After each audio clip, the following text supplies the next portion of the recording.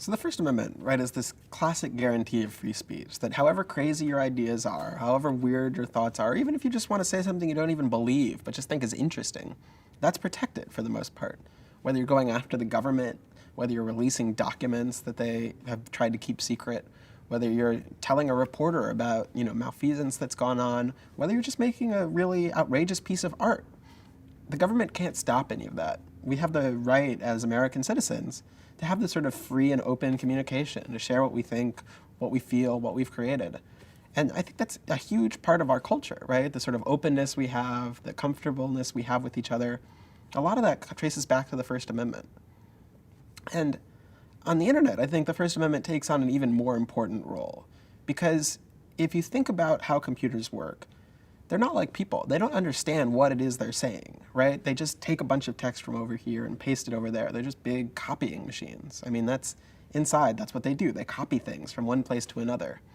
And so laws about the content of speech, which traditionally have been prohibited by the First Amendment, they're almost impossible to execute on a computer, right? A computer can't look at this and say, is this offensive? A computer can't look at something and say, does this upset the government? It's not a person. There's just no way for it to know that. And so if you have laws saying that kind of speech is illegal, it makes it impossible for the internet to work, right?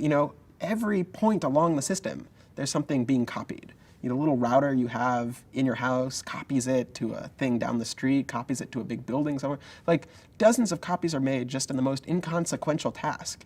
And if every time the computer has to stop and say, is this illegal? The internet would fall apart. It would just be impossible to do.